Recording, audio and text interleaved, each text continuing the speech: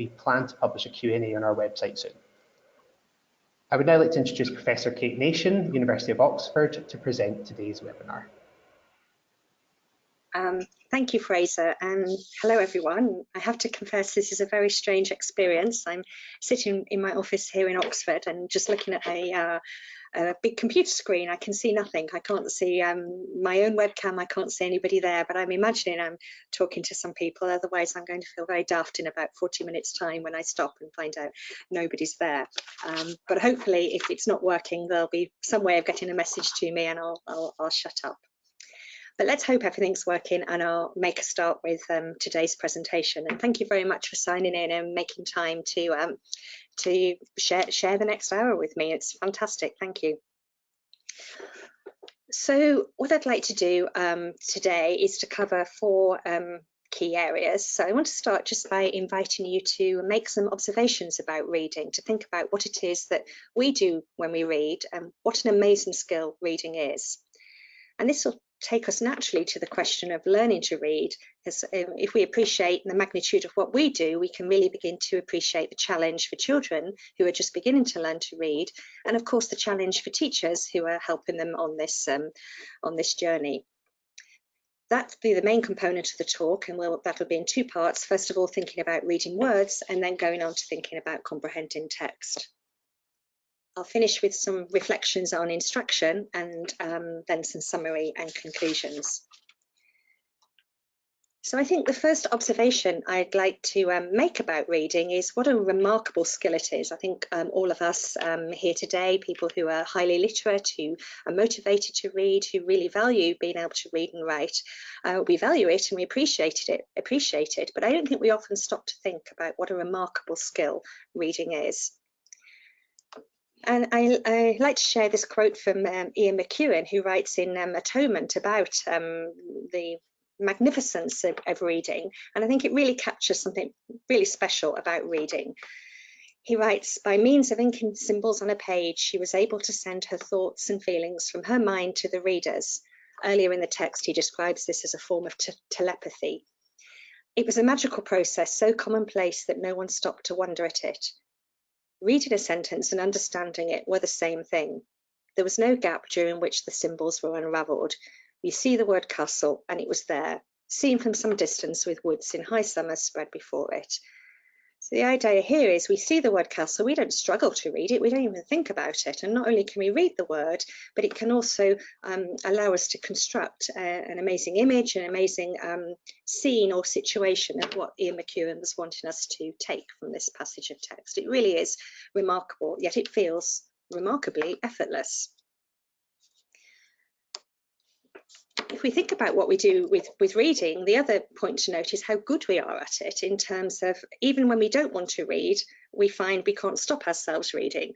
So this is nicely illustrated in the Stroop effect. Anybody who's studied psychology will be very familiar with this lesson from cognitive psychology classes. So the task here is participants just have to name the colour ink. So in the example you can see on the screen at the moment, the task would be to say red, green, blue, green, yellow. It's very, very, very easy. Let's change it a little bit, and this time exactly the same task, you just have to name the colour ink. And again, it's a very easy task, green, blue, red, green, and so on. Finally, though, let's make another change to the task. And here, the task for the participant is the same. They have to name the colour ink, but it's by orders of magnitude more difficult. So it's blue, red, yellow, green, blue. And if you were reading along yourselves, I'm sure you found that same difficulty I was experiencing. Even though I'm trying not to read the words, my reading skills are such that I can't help reading it, even when it gets in the way.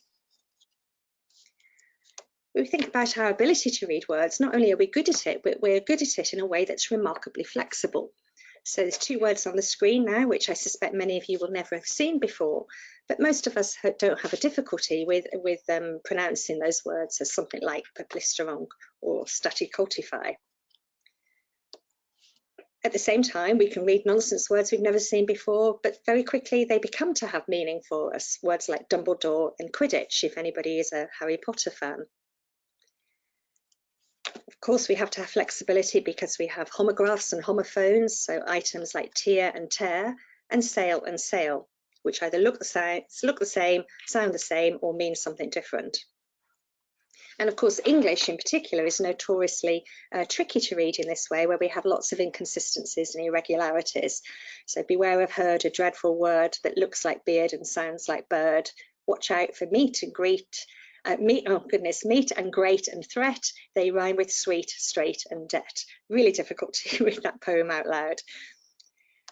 And when we read silently for meaning, we're extraordinarily quick. So most of us would be reading on average at about 238 words per minute, reading for meaning. It's a remarkable skill.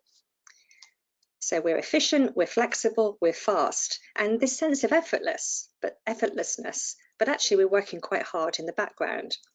So consider this example here. Sandra lied to Elaine during the trial because she was gullible. This is a very straightforward sentence for us to read and understand. It's actually quite difficult in the sense that it has an ambiguity in it, because the pronoun she could refer to either Sandra or Elaine. Both of those things are syntactically legal. But most of us imagine the she applies to Elaine. So Sandra did the lying because Elaine was gullible. Let's just change one word in the sentence this time. So Sandra lied to Elaine during the trial because she was scared.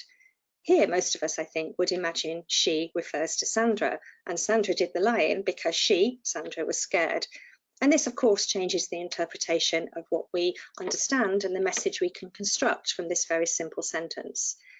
And I think what's remarkable here is that we don't really appreciate the ambiguity when we read, despite the fact that the disambiguation information, either gullible or scared, comes after the pronoun she. So we haven't even read the disambiguating word yet, and yet we still feel the sentence is straightforward and easy to understand.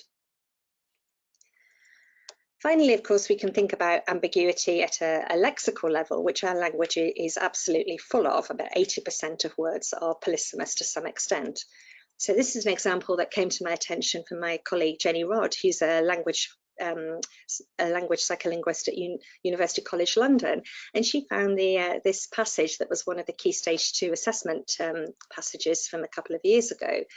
And what struck her is that this first sentence, dawn was cast in spun gold threads, and so on. Nearly every word in that sentence is ambiguous. So we've got dawn, the reference here is for morning dawn, but it could be the person dawn, and so on. All the way through, we can see this vast ambiguity. So we have to work really hard to comprehend as we go along. Now, a remarkable feature of reading, and something that first got me interested in reading when I was a psychology student myself, was the observation that people vary in how good they are at reading, and roughly the variation in reading is approximated by the normal distribution shown here. So some people are very good, some people find it very difficult, and most of us are somewhere in the middle. What's really interesting, though, that part of the explanation for that variation is heritable. So reading is highly heritable. Or individual differences in reading, I should say, are highly heritable and in good part explained by genetic differences or genetic influences. We can look inside the brains of skilled readers and find highly specialised neural networks that allow us to read. So there seems this high degree of specialisation, which is biologically pre-programmed, it seems. Yet this, of course, is a crazy idea, because writing systems, and alphabets and writing systems, orthographies, are relatively modern inventions. They're cultural inventions. They're not something that has been around forever. So in what way does it make sense to say that reading is a highly heritable skill? And of course, the answer to this question is to think about reading as being a biologically secondary skill. That is, it's parasitic upon more primary systems that we have evolved over millennia to be expert at. So things like perception, learning, memory, and of course language. These are all skills and abilities that we have that we can bring to the task of reading, this cultural invention that we've made for ourselves. So what follows from that then? We can think of reading as being to some extent an unnatural act, and one that needs to be taught. It's complex, it's dynamic, it's cognitively demanding, and it's effortlessly wonderful, but it is something that needs to be taught and something that people can find difficult. And of course, we know from national and international statistics that some young people very sadly leave school with unacceptably low levels of literacy. Up nearly 20% of 15-year-olds fall into this category, even in developed countries like our own. So it really is a serious problem that needs to be addressed. And some people quite rightly, I think, refer to reading difficulties and reading failure as a public health issue, not just an educational issue. So with that as a bit of a background, let's go on to think about learning to read and the challenge of learning to read when children first go to school, when they're aged 4, 5, 6. What do they have to do? Well, let's take a look at an example narrative here, a short little story. Denise was stuck in a jam. She was worried what her boss would say. We can use this little story to think about the processes or abilities that need to be unravelled if the child is going to understand what the writer intended. So the first thing, of course, is to be able to identify the words. If children can't read the words accurately and to some extent fluently, then comprehension simply can't happen. This will just look like blobs on the page. They have to activate the contextually appropriate meanings of words. So here, jam would most likely refer to a traffic jam rather than strawberry jam that you put on your toast in the morning. We have to think about causal connections here between different parts of the text and within and across sentences. So here an example would be her and who her refers to. We also need to make plenty of inferences. We might infer here she was on her way to work, she was driving, she was stuck in a traffic jam, maybe she was on the bus on her way to work. And we also might make inferences about what this means for Denise's future situation with her boss. And for that to happen, we need lots of background information. There's lots of stuff that's going on in the world of Denise and her boss that we need to know if we're going to accurately understand the intention behind this story. So if we define what reading is at this level, then we can think about reading comprehension as something which consists of a whole range of different things.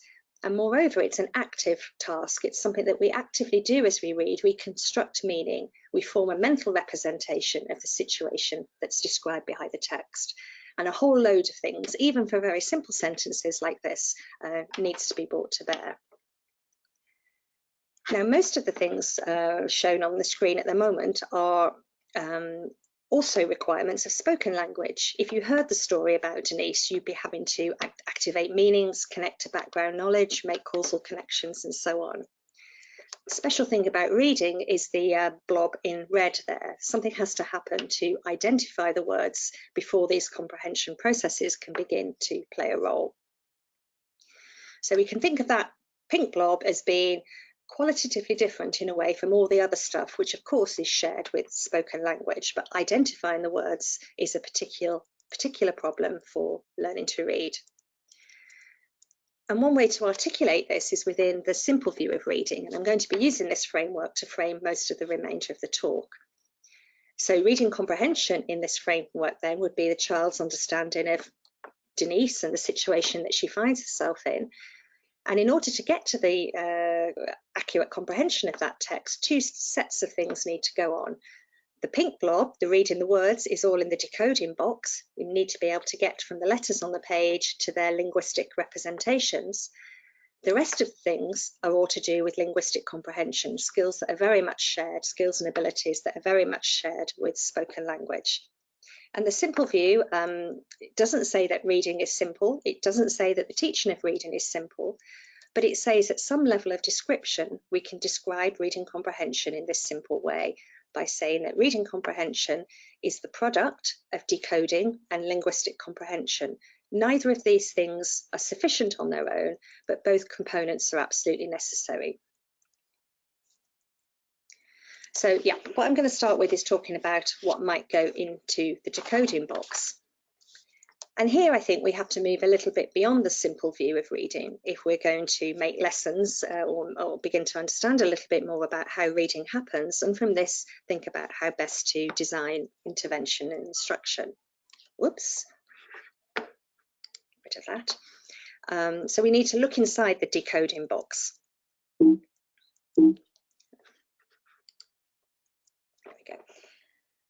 And ask questions like, what do we mean by decoding?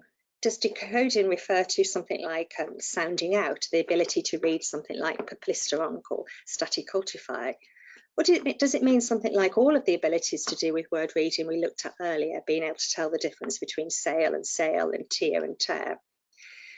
And I think to really help us through this, we need to remember that decoding in the simple view is a construct. It's a thing in a box. It's not a process. It doesn't explain how anything happens. It just describes the sort of construct that children need to be able to develop. So let's look inside the box and think what might be going on. And here I'm going to draw on a model that's become known as the triangle model. It's actually a computational model of learning to read, and the details certainly don't matter for today, and I'm just going to talk about this at a very schematic type level. What the triangle model tells us is that we can think about various different bits or different components of the language system that are relevant for learning to read being mapped together in different ways.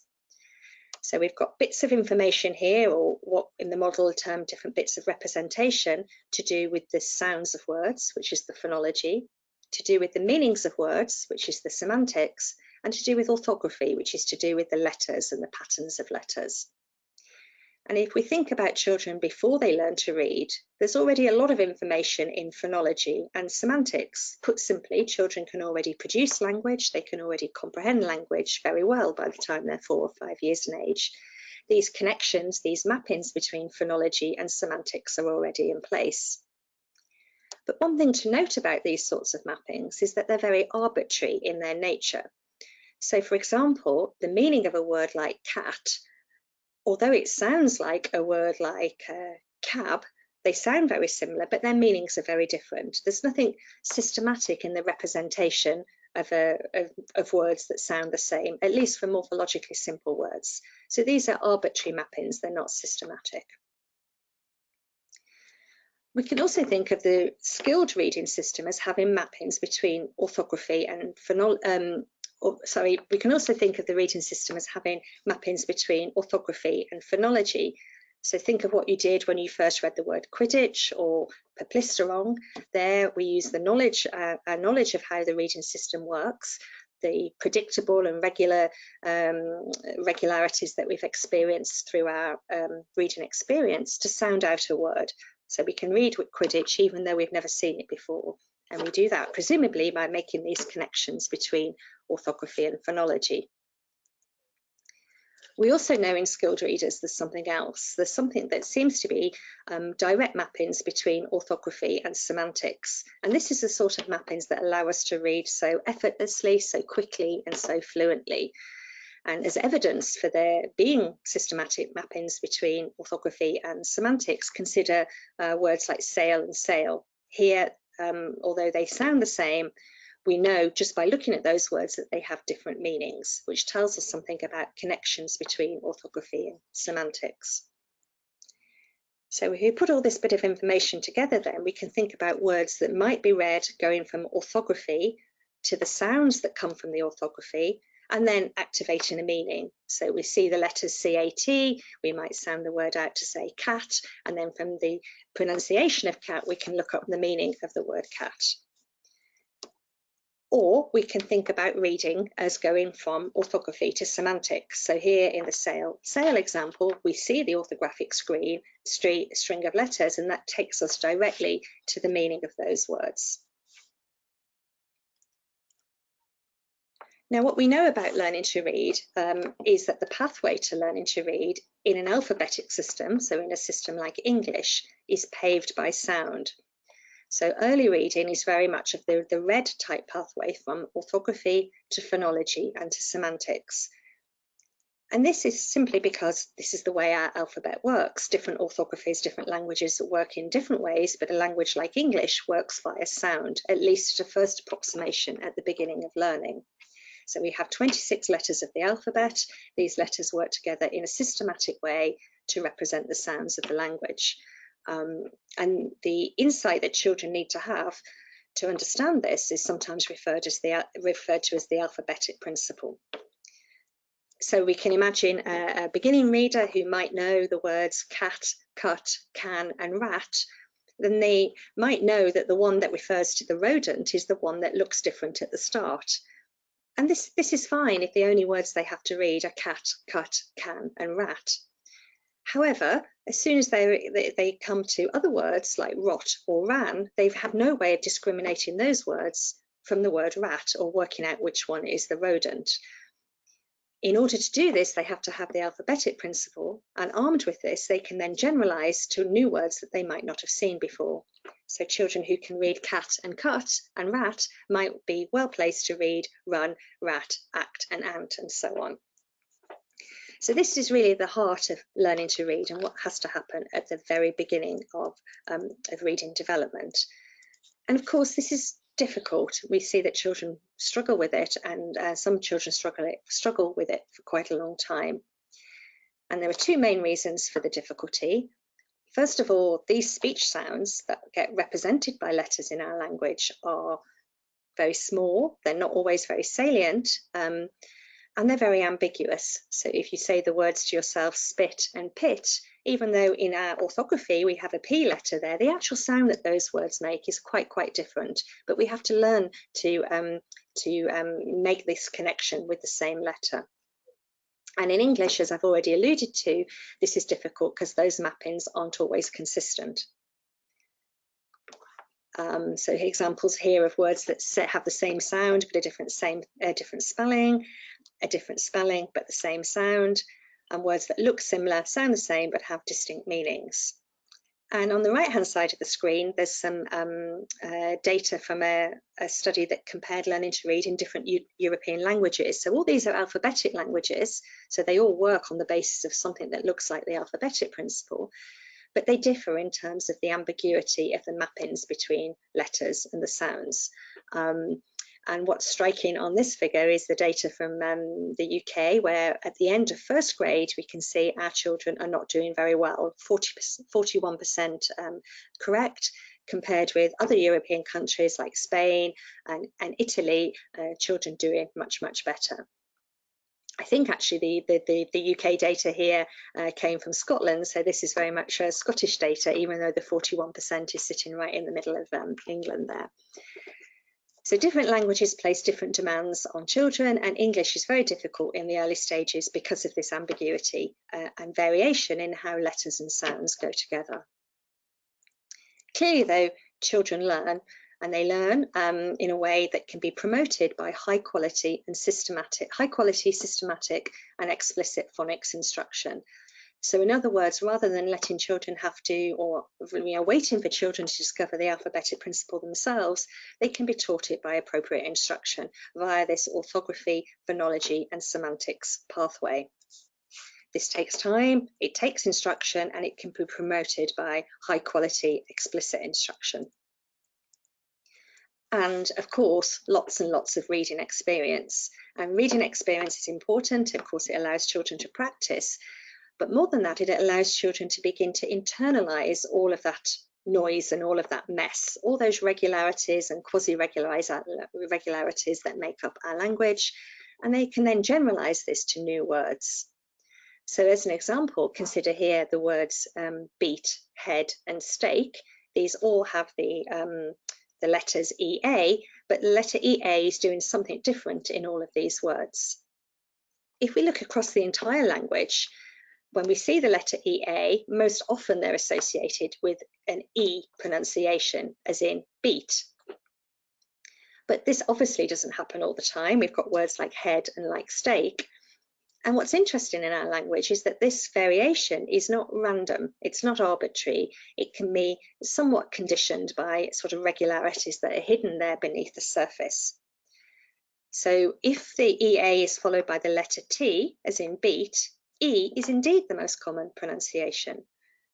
But if it's followed by the letter D, then it turns out that across the entire language, E is the most common pronunciation, as in head. So ask yourself, how would you pronounce the non-words that I put on the screen there? I think many of us would say steet and gred. Not necessarily all of us, but many of us would choose to pronounce those words that way. And this tells us that we've internalized these regularities and quasi-regularities and the way letters and sounds relate to each other in probabilistic ways. So far I've talked about the alphabetic principle and emphasised how that can be supported by quality, explicit, systematic phonics instruction. And then this, with lots of practice, allows children to internalise these contextual dependencies between orthography and phonology. And from this, begin to develop these all-important mappings between orthography and semantics. Remember, the path to orthography semantics type reading is paved by sound, going first of all by phonology. That's the way the alphabet works.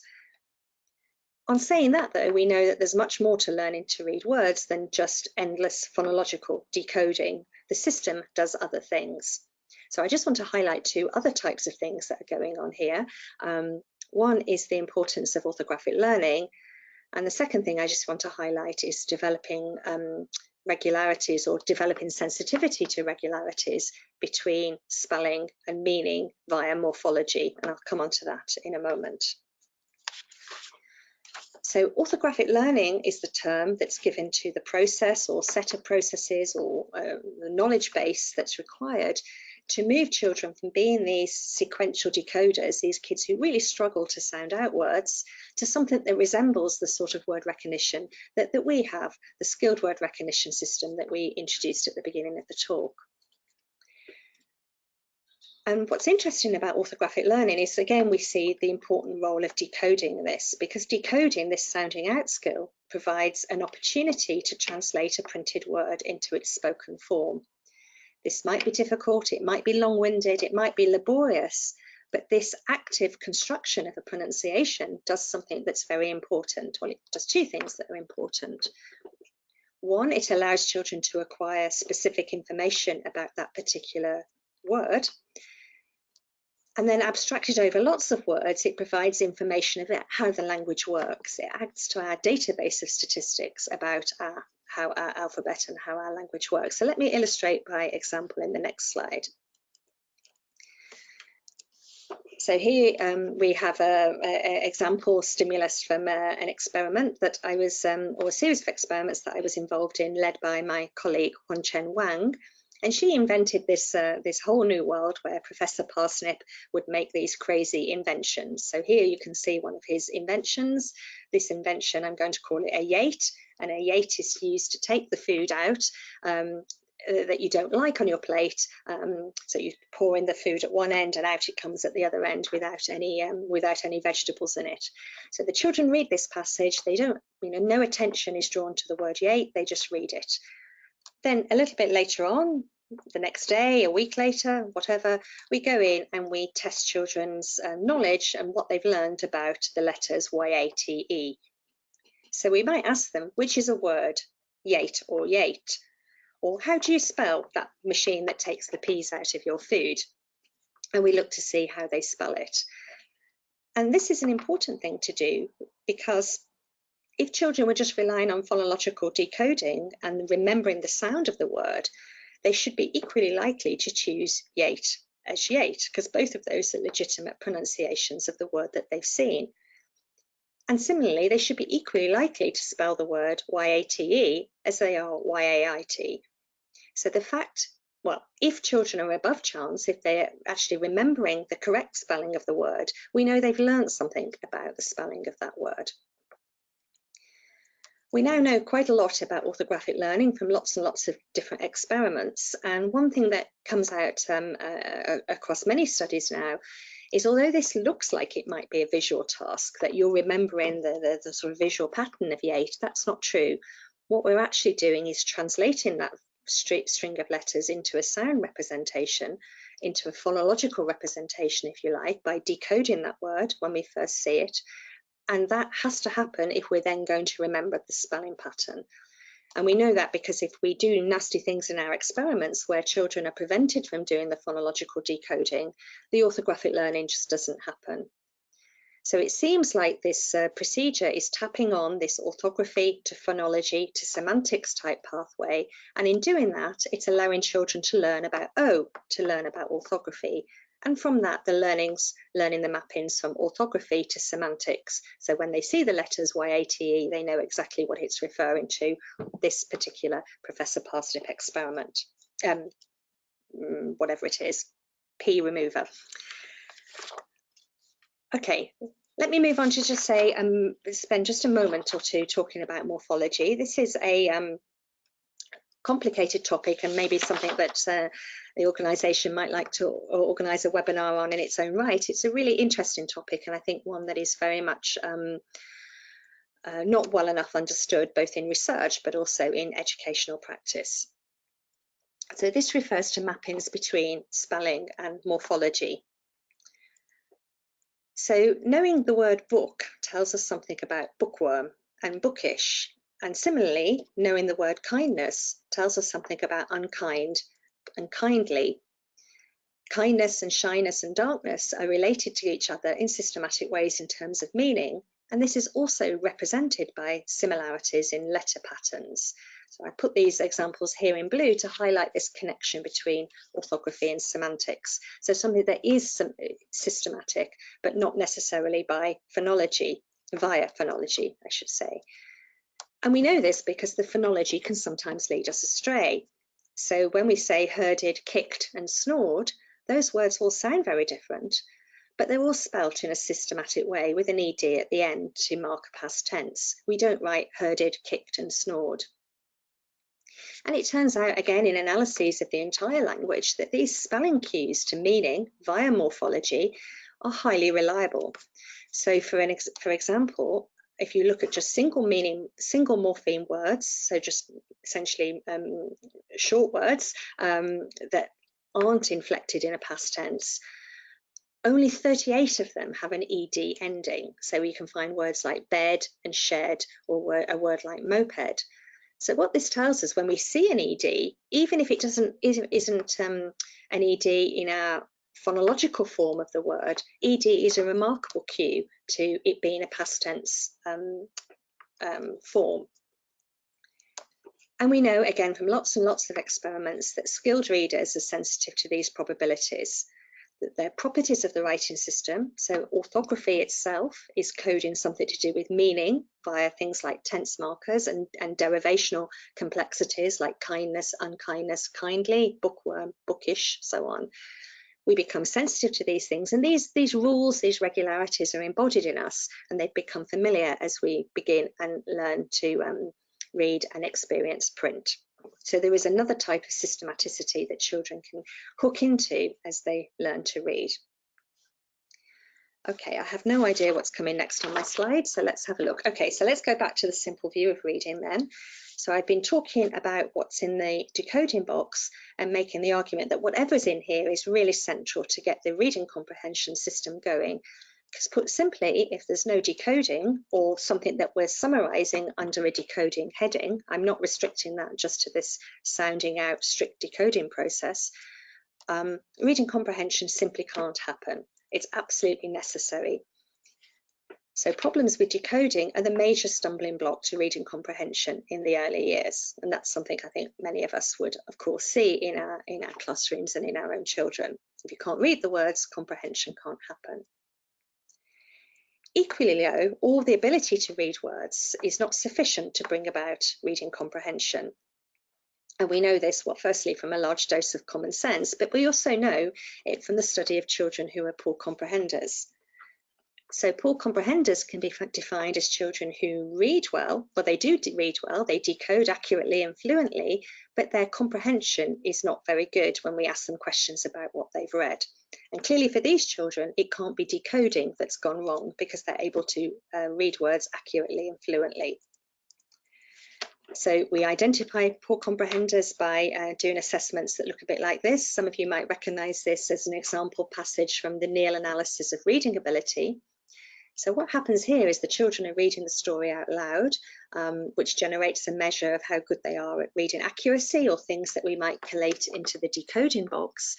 And then we ask questions to get at reading comprehension. And here we've got some data plotted from a group of poor comprehenders and a skilled comprehender comparison group. And what you can see here on the right-hand side of the figure, that the two groups are showing equivalent reading accuracy. So perfectly average for age reading accuracy, and the two groups don't differ. But by definition, on the left-hand side of the figure, you can see that children defined as poor comprehenders, selected on the basis of poor comprehension, by definition, are showing less good comprehension.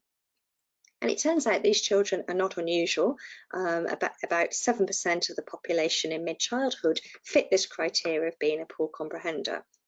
And I think there's two messages to take home from that. First of all, this is a critical thing for us to know, because we need to be able to identify these children and make sure that their needs are met. But also they're a useful population to assess theoretical questions, because we know for these children, the reason that they're not comprehending isn't because they can't read the words, because we know they can read the words. We've selected them as having good word reading, but for whatever reason, their reading comprehension isn't working. So they allow us to test out hypotheses about what else might be important for reading that doesn't fit into that decoding box. Now, there have been many explanations out there in the scientific literature as to what might be causing these difficulties for the 7% of children, the poor comprehenders.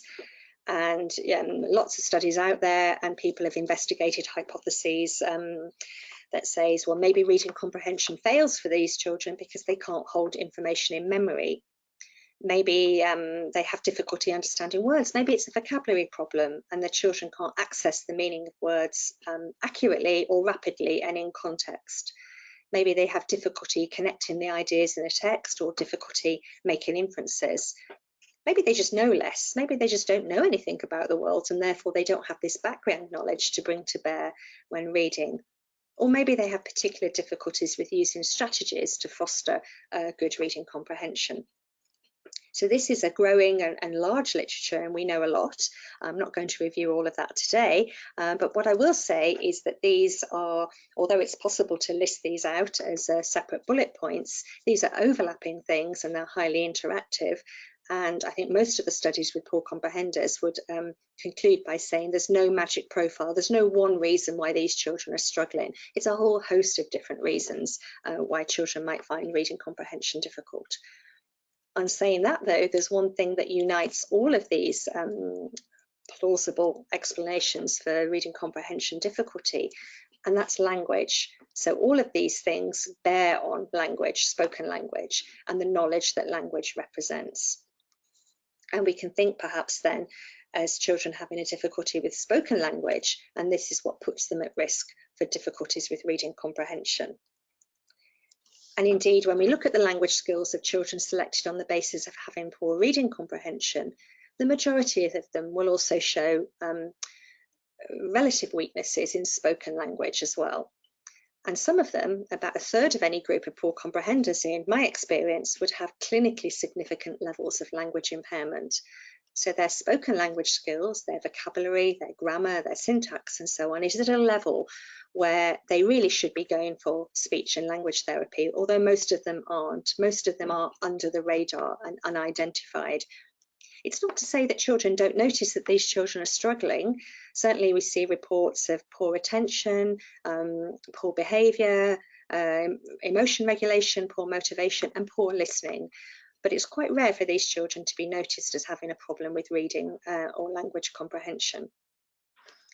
Now, it might be for some of these kids, it is a knowledge problem. I mean, the curriculum in England, and no doubt in work being done in Scotland, there's lots of talk about a knowledge-rich curriculum and the importance of knowledge to reading, and that's absolutely true. People need to know stuff if they're going to be able to comprehend texts that are written about that stuff. But I think, you know, explaining this away as a knowledge problem only gets us so far, because it begs a whole nother set of questions, which is why the knowledge difference is there in the first place. And there's a whole host of reasons why individuals might differ in terms of the amount of knowledge that they have about how the world works. And one could well be having a problem with language, which takes us into the territory of developmental language disorder. If I was given this talk and I could actually see anybody rather than a blank screen in front of me, which is a very bizarre experience, by the way, but if I could see anybody, I would ask people to raise their hands and say, who has heard of developmental language disorder? And ordinarily, it's a minority of people in a well-educated and obviously highly motivated audience who have actually heard of this term or its predecessor term called specific language impairment. In fact, some people have argued, Dorothy Bishop has written that DLD, or developmental language disorder, is the most common developmental disorder nobody's heard of.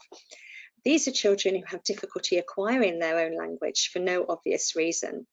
And epidemiological studies, particularly here in the UK, work led by Courtney Norbury, who is based at University College London, shows that when you go out and you measure the language skills, the spoken language skills of children in our classrooms, on average, 2 children in every class will experience a level of DLD that's severe enough to hinder their academic progress.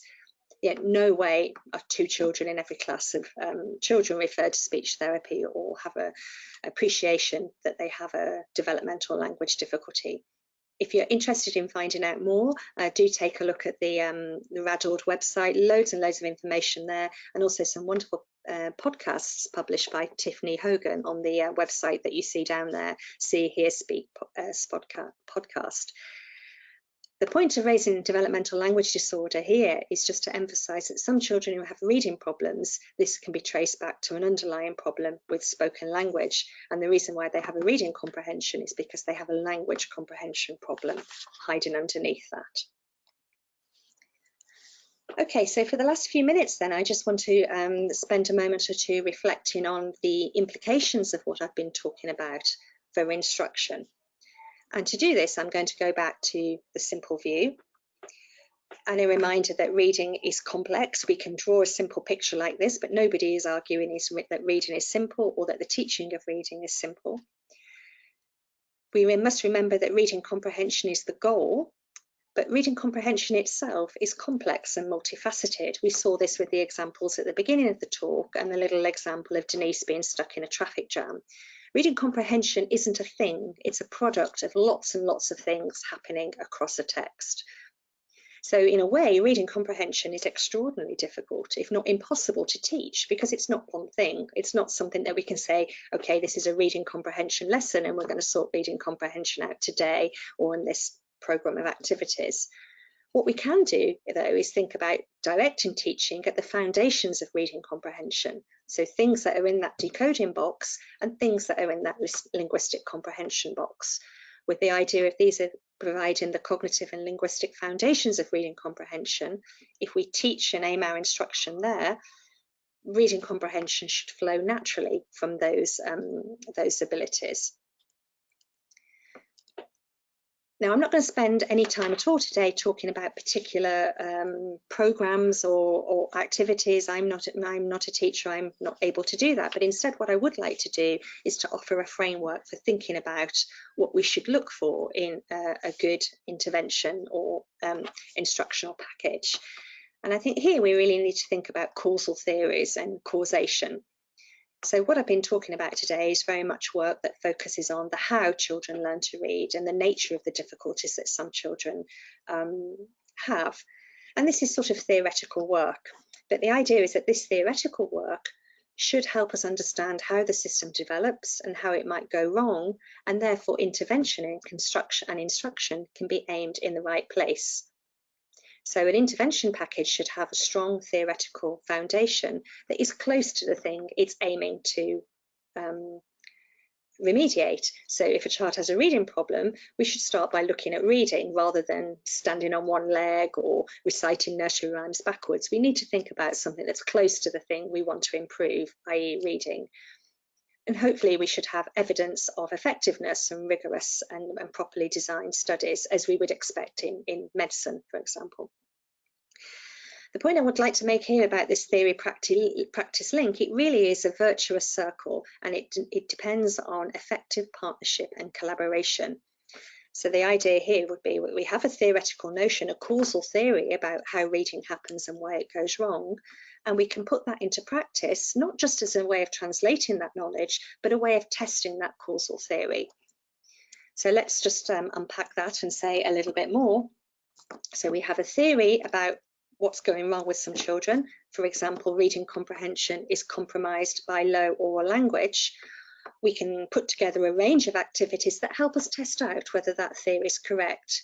If it's correct, we should be able to improve oral language, and that should lead to knock-on improvements on reading comprehension. So we have the theory, we can put that into practice. If that fails, then we know something about the theory is wrong, and the theory has to be amended on the basis of that lack of causal evidence from practice.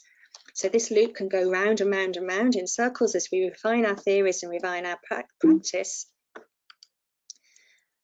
And then eventually, if this loop is found to be satisfactory and evidence-based, this speaks to policy. It helps us understand what we should be assessing, what we should be intervening on, and how we might deliver our initial teacher training and professional development, which of course then feeds back into practice.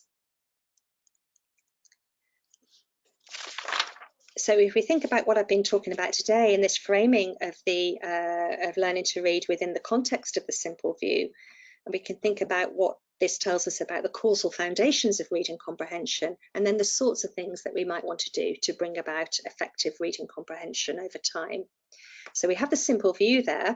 I'm a great fan of the simple view. I think it does remarkable things to help us understand the complexity of reading while not denying the complexity of reading.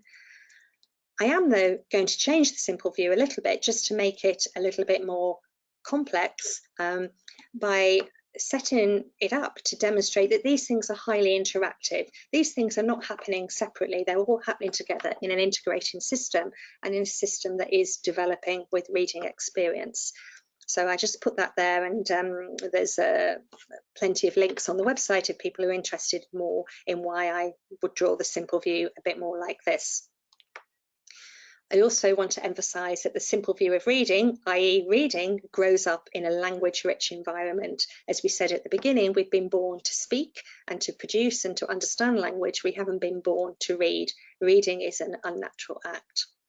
That being said, we do read. We read highly effectively and remarkably well, and there are things that we can do to inspire that in young children. So, oh, this isn't very helpful. I can't read my slide because there's a whole load of blurb on top of it. But anyway, let me see if I can remember what's written on it. So we're thinking first of all about the decoding side of things, the word reading side of things. The theory there tells us what children need to do is to learn the writing system. So that tells us the instruction should be directed at helping children learn how their writing system works.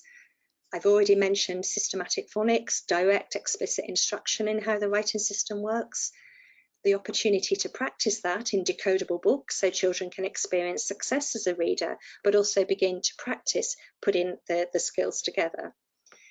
Of course, there's more to learning to read words than decoding. We talked about orthographic learning and we talked about morphology links. And there is a place, I think, for those things to be learned and taught much more explicitly than they perhaps are now, but probably not right at the very beginning of learning to read, but once a certain amount of phonological skill has developed.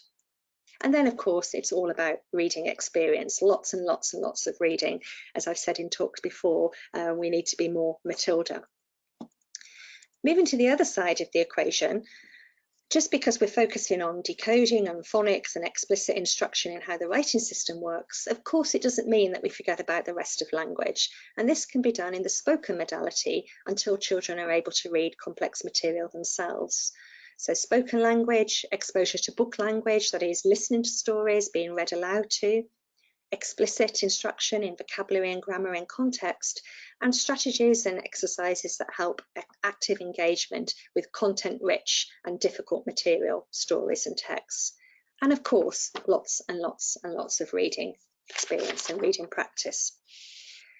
I've just put together a slide with some pictures of some of my favourite books that really have done a good job, I think, in trying to bridge this causal theory, practice divide and turn it into a much more of a virtuous circle rather than a divide. Some excellent work there, which I think the people who are developing instruction and working in classrooms give plenty of food for thought. I'd also like to draw attention to the Educational Endowment Foundation reports, guidance reports, which are packed full of all sorts of useful information and links, and also various blogs that some of us write. So there's one here on my own website by Maggie Snowling, who has done a lot of work with her team looking at how to improve oral language in order to ameliorate or prevent reading comprehension difficulties down the line, really showcasing this the success that can be brought about by linking theory and causal theory to instruction and testing them in very clear and solid ways. So conclusion then, final slide. Reading acquisition is an unnatural task. It has to be. Alphabets, orthographies, written languages are artificial systems. But nevertheless, reading has its foundation in things that are very, very primary, very fundamental. Oral language, perception, memory, and our capacity for learning. We bring all that skill and ability to the table when we learn to read. Reading is complex. Nobody should deny this. Reading comprehension is not a thing. It's a product of lots and lots of things going on, even for a simple story about Denise being stuck in a traffic jam. At a descriptive level, we can capture some of that complexity by something like the Simple View framework, and I think this has real utility in helping us understand the nature of some of this complexity and these two components of reading, which by all means are absolutely interacting and working together, but nevertheless are relatively separable, at least in the early stages, and this has implications for teaching, telling us that teaching can be direct and explicit, aimed at the principles of the writing system, but grounded in broader instruction in rich oral language that's complex and demanding, and of course, much reading experience. And finally, I'd like to say thank you if people are still with me. It's a very strange experience talking to a blank computer screen, and I just wanted to finish by highlighting this review paper that I put together with my colleagues Anne Castles and Kathy Russell, which really covers in much more detail than I've been able to do today many of the things I've been talking about. And for those of you who prefer podcast form, Tiffany Hogan has also covered this paper in a couple of her podcasts that you might like to listen to. And I think, Fraser, if you're still there, I hope you'll speak, and I'd be very happy to hear from you and take any questions. Thank you. Thank you, Kate. I am here, don't worry. We're now going to begin answering some of the questions that have been submitted during today's presentation. As a reminder, you can still submit questions through the question pane in your attendee control panel. We've had a couple of people ask about accessing a file of today's presentation. You can do so through the handout pane, which you'll see in the control panel. If you can't access that, feel free to give us an email at gtcs@gtcs.org.uk, and we'll be happy to furnish you with one of those. I'll just take a look at a couple of questions just now. One question we've had in from Pamela Druitt. She works at a secondary school. She's working with 15 to 16-year-olds who are currently sitting their National 5 exams. She feels that reading has no to little meaning for them, and many of them have problem solving as an issue. However, they think they've answered correctly and understood the question. How do you effectively study when comprehension is a challenge? Oh goodness, I mean, this is such a challenging question, isn't it? And I think it really speaks to the importance of even thinking about reading comprehension. You know, I think certainly in the primary years there's this emphasis on reading words, and that's absolutely critical. But for those children who can't comprehend, you know, the future feels so much more bleak for them than the kids who have got obvious reading problems in some ways, because the problem goes hidden and comprehension is so complex. How do you deal with it, and how do you keep motivation going, and so on? Really difficult. I think one thing that would be potentially useful to look at is to try and work out for that particular those particular individuals whether there are particular aspects with reading comprehension that they're finding difficult. So is this a young person who does have a languaging problem? Is it something to do with low vocabulary and difficulties with grammar and so on? And then obviously the advice of a speech therapy expertise could be usefully drawn upon there. But yeah, I mean, by the time we're into secondary school, this vicious circle between not being able to read very well, therefore not being able to understand from reading and learn from reading, and then, you know, on and on and it goes.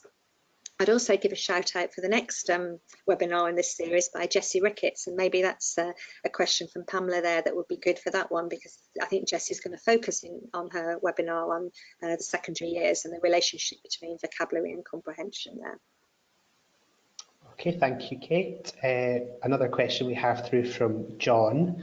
What's the difference between children with dyslexia and poor comprehenders? Yeah, so again, a good question. If we read the textbooks, you know, the classic accounts, the idealized accounts, we can think of poor comprehenders and dyslexics as almost being mirror opposites. So the classic dyslexic child, they might struggle with reading comprehension, but that's because they struggle with the decoding things, with dealing with the recognizing and the words in the first place. When they can read material, or if they're answering questions about the material that they're listening to rather than they're reading, their comprehension can be fine. Whereas poor comprehenders is the opposite. They can read but not do the understanding. So at a simple level of description, the pure cases are quite mirror opposites, with one group having a problem with decoding and the other group having a problem with linguistic comprehension, vocabulary, and so on. The reality, though, is I think we have many children who have difficulties with both elements of reading. They struggle with the words and they also struggle with the comprehension. And so it's important not to imagine that because a child is described as dyslexic, all of their problems are in the decoding box. Dyslexia often co-occurs with broader language problems as well. So classically very different. In reality, many of the children that we see on a day-to-day basis would have problems across the board. Okay, we've got a third question in here from Emma. She asks, does a child's ability to pronounce words properly have an impact on their reading? Pronounce words properly, at some level, yes. I mean, I think, you know, obviously in the early years when children are reading, they're doing it overtly. They're creating this pronunciation, and that's, you know, how their children read out loud. They don't read silently. And we also saw in the examples I gave about orthographic learning the importance in being able to generate some sort of phonological form in order to then learn the words. Now, I guess one might argue that reading for us, most of the time we read silently. It's quite unpleasant, I think, for us reading out loud now, isn't it? We read silently and we don't need to do that over sounding out. Yet we know that's what we're doing to some extent. We're still activating phonology, even though we're skilled readers. And of course, we've been emphasising reading here. The other side of the equation is spelling, and that we know those accurate pronunciations and having a good appreciation of the sound of words is absolutely critical when it comes to spelling. So I think, yes, it probably does matter. Well, no, probably. It does matter if the pronunciations aren't correct. Thank you, Kate. Our next question is from Jill. She says, you stressed the need for lots of reading experience.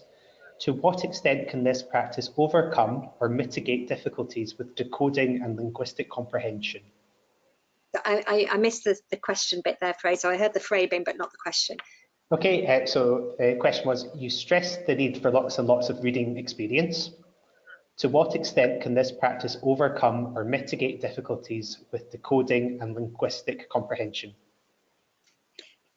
Yeah, so, oh goodness, it's sort of difficult to think about, isn't it? I mean, if a child's just mindlessly turning over the page and not actively engaging with the text and learning from it, then it's not going to be doing its job. So no amount of reading experience or, you know, exposing children to complex texts is going to work if they're not actually reading the words themselves and going through that orthography, phonology, semantics type pathway that I emphasise, which is why it's really important to make sure that children are able to read before they're invited to read material that's too difficult for them.